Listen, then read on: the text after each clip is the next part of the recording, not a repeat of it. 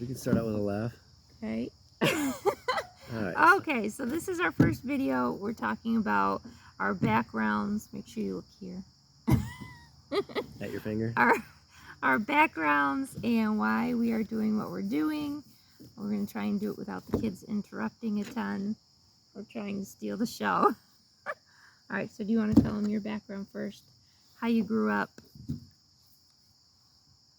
I guess out in the country, but not as rural as that. That's we did clear our own land, so that was pretty exciting as a kid. And that's one of your favorite memories, though. Yeah, so my favorite memories: clearing our land, having fun, camping out, cooking hot dogs in the campfire, that kind of thing. A lot of good memories from that. The smells and the sounds and all that stuff. My mom's memories are not as exciting as it was for me, but being a kid, you don't see all the details and all the work either. Yeah. So, and I have a background in construction type stuff, so that'll help out as we get started. Got a lot of stuff to do. Yeah. And yeah, so that's my background. And wasn't your dream always to be a missionary and do that? Well, I think along the way that idea, that freedom of being a missionary, the excitement of being a missionary, being out, right, and the unknown, that's fun. So I grew up in suburban life. So we had a development, all our needs and groceries, stores, everything was within like 5 to 10 minutes. We grew up in the normal, I guess what I consider normal as far as normal jobs, homeschooled at home, and just used to all the amenities of normal life. So it's going to be interesting going from that to own well and self-sustaining, that kind of, it's very much against what is normal for me. So I think it's going to be more of a struggle for me than it is for you. You find that adventurous, I just find it unsettling. Right. Exciting but unsettling. So the other question we get is, why are we doing this? Why are we going from a home that's just been finished and nice new kitchen and bathrooms and all those amenities to such a tiny cabin in the wood with 2 adults, 2 kids, 2 dogs, in a 575 square foot cabin with just no amenities? And an evil cat. Yeah. Well, for me, it's we get rid of our debt. We own it because right now the bank owns this house. We just get to rent it, and on paper it says we own it, but we don't own it. So we'll own our own house. Whatever work we do on it's ours. We own that too. So this is the second house that I've fixed up and resold. So now the next one will be ours and everything we do in it. And the freedom of it, excitement of it, it's ours to do whatever we want with it. And self-sufficiency, to be able to have our own stuff. As we saw after the nonsense that went on a couple of years ago, and chicken eggs tripled, and meat's gone up double and triple, and all that stuff. Our and electricity is really expensive. And doesn't seem to go any better. So just makes sense to just do it ourselves. Saves a lot of money, and then I get to be home a lot more often with no mortgage, and more of our needs met through that. We can still work, but it doesn't have to be every day I'm out of the house. I get to spend more time with the kids, and that kind of thing. So looking forward to that. We're getting to an age now where it's more fun. Do board games and go for hikes and stuff like that. They really enjoy that. And go foraging and teach them what they can eat, what they can't. Every 2 seconds they ask about something new. Can I eat this? Well, and I think what's important is we're teaching them that work can be fun. The things we're doing to help our family can be fun and done as a family, almost like the Amish do. Versus they go play, daddy goes to work all day, and the mom either goes to work or is home with the kids all day. And you're all disjointed doing your own thing, whereas this is going to be a family unit, things done together. And less rush too, because I see it a lot too. It's like, well, I'll play with you in a minute, but Daddy's got to do this, and Daddy's got to put the tools in the truck, or Daddy's got to put these things away, or it is paperwork. There's always more work to be done. But we do it together. There's individual work, but there's also group work, and we have fun with that. The kids do enjoy getting a hike in and collecting things, and if we're cracking hickory nuts, they enjoy that, or shucking elderberries, they enjoy that, because we're doing it together, and I think that's the important part. That family time together. Um, that's the fun part. That's why I think that when I was a kid, clearing our land was fun. Campfires at night were fun, because we're doing it together as a family, and it was exciting. It was different. Right. You like different. I like different. I don't like different. I like the same day in and day out. Keep padding the nest. Keep padding the nest. So what do you think is going to be, in your eyes, our biggest struggle? Come say hi. So they can see where the sound's coming from. Say hi. Or just stare awkwardly at the camera. All right, so most difficult part, I think, is going to be the adjustment to the workload and the lack of constant entertainment that most people have. Because Yeah. I don't think people realize that they're constantly checking their phones, constantly entertaining. Anytime there's a free minute, the phone comes out. So there's no lack of dopamine influx, because there's an addiction to it. From the phone, the TV, whatever, we're gonna have to bring it back a notch, back to books and back to Board games. board games. We got a couple of those. We Even should be able to make it Dungeons through. and Dragons. Yeah, satanic.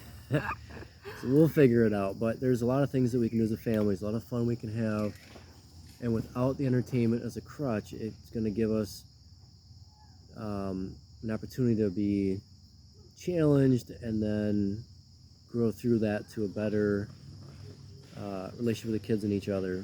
Yeah. Because it's sink or swim, I suppose, but we have a strong family, I think. I don't think there's a problem with us. It's just going to be an adjustment. I think that's going to be the hardest part, is the adjustment through constant entertaining an individual to, having things to do without technology and Right. all that stuff. Yeah, because as of right now, there's no cell service unless you walk down the road a little bit. And there is some electricity. Well, there's full electricity, so we Yeah. have all the electricity we need. Right. We just have to get, hold on, we just have to get water, septic, land Right. cleared, build our infrastructure for Right. animals and things, and storage for stuff, because we have a lot of stuff that's going to be sitting in storage until we can bring it on site once we build something. So we got a lot to do, but we'll have more time, because previously it's been work on house, work on house. Whenever I wasn't working, contracting. Right. I think my biggest struggle is going to be, it's going to be very crowded for a while, because there's not a ton of, there's no pole barn or anything yet, so most of everything's going to be in the house without a kitchen or a bathroom. So it's all just going to be cramped for a bit. And I think just you get so used to, oh, I forgot milk, I'm going to go 5 minutes up the road and get milk real quick. Well, this is going to take a lot more planning, and where it's located, planning for if there's a big storm, are we going to have what we need for a couple of days of being snowed in? Right, because it could be a week where, we get a lot of snow, and then it takes a while for that to clear out, and we're trying to figure out, do we get a plow and plow the drive, which is about a little over half a mile, something like that. There's parking area at the end, so we can park in the end and just plow it, or do we park on the end and drive a snowmobile out? But it's Redfield, so if you get 5 feet of snow, nobody's getting out, regardless, because the plow's not going to be able to keep up with that for a couple days, and Right. so We'll be no able to matter get what. out. It's just, it's not going to happen Not that with a car. day. It might be a Yeah. couple of days before it's all cleared out and everything. Right, but we've already learned. You've already learned the canning process, and that we have stored food for that stuff, and Right. got lots of DeWalt batteries. Right. What are you most excited about? Most excited about. I guess the most excited and most fearful is just the unknown of it. It's the unknown is the exciting part, because it's like exploring. It's like finding a new trail to go hike on or something, and the fact that it borders all the state land, so we get to go hike all around and see what's on there, and and the hunting and everything. It's just the biggest thing is just the freedom, right by the reservoir, right by all the state land everywhere up there. So hunting and fishing and that stuff's going to be real easy to get into. Right. Be fun for the kids. Kids love the outdoors, all the animals and the bugs, and whether it's ants or caterpillars or it doesn't really matter. They love the animals. So seeing them enjoy that and getting that opportunity. And when they get older, they can decide whatever they want to do. But for now, they get to experience something that I suppose a lot of kids dream of. Right. Not necessarily maybe city kids, but even city kids, I think once they experience it, kids go to summer camp or something, they even, they enjoy it too. But I think I I'm forgot most. the question was. I think I What are you answered most it. excited about? Yeah, there we go. I think I'm most excited about learning a lot of old-fashioned things. I find soap making interesting, and how they used to take care of their animals, and turning milk into butter and cheeses and canning. All that stuff is interesting. I find that fun to learn about, especially the animals. But most excited about being debt free. I think it's the only debt that we have is the house. Right. So to be debt free and have just that weight off of his shoulders, and being able to be more family oriented, I think, and self sufficient. So that way, I don't have to worry about eggs going up or milk going up. So Well, it's a nice thought too that we are sufficient. God provides such an abundance in, even with chickens. You have 5 chickens, you can end up with more eggs than you ever need. Right. How to preserve them through the winter. Right, but even beyond that, they're not that expensive to take care of food wise, and then it gives you the opportunity to share with other people. So eggs and meat and gardening and things like that. It's like once you have the time to actually invest in it, rather than I plant a garden, I go back to work, and next thing you know, it's just absolutely covered with weeds and it never materializes. Now we can actually follow it through, produce from it, and share it. And like I said, the abundance there between things we found foraging already, which has been a good hobby, and then gardening. Then I love foraging because I don't have to garden it. I just pick it. I gotta go find it and then I pick it, and it's free, so it's nice. So yeah, I think that's going to be a big benefit, and to be able to, and being debt free gives the opportunity to share. Right. I've heard stories of people that said, I would have loved to share, but we were in debt and this, that, and the other thing, and we couldn't share. We couldn't say there was a missionary and they had a need and we met it. Well, now it's nice to have the idea that we can share and meet a need that someone has. I like to be generous, but now we can be less concerned about having to make a mortgage payment. Right. Yep. So, well, and definitely a smaller place too. Electrical bill will go down. Instituting rain catches. For the animals, yeah. Water consumption will go down, but we'll be on a well, whereas we're on public water here, so that bill is gone. It's terrible public water. It is terrible public water. We have great well water here, and then we got public water. Yeah. Which it's nice because to sell the house nowadays, you once it's on the street, you got to have it. But the chlorine in it, it smells and it doesn't taste. It tastes like pool water. Yeah, and sewer's coming through in another year or two, so that'll up the taxes again. So that's the new owner's problem now. But well, they might like that. Because there's hookup up front for a camper and everything. Yeah, so that's true. That'd be great for them. But for us, it doesn't meet our what we feel we want for our family. Right. And what I feel is right financially, because I'm thinking about, well, what's coming down the pipeline in the future, we don't know. So, and all things being said, if in 3 years it just doesn't work out, well then 5 years or 10 years doesn't work out, you can always sell it. I mean, it's not like we're stuck there forever, but if things get squirrelier, then, we're in a better place, because even being here, we had some insulation from what happened in the cities, and the price wise, because we had our own chickens and stuff, and it wasn't as much of a change up here as it was out in the city. Yeah. When everybody was terrified of everything and whatnot.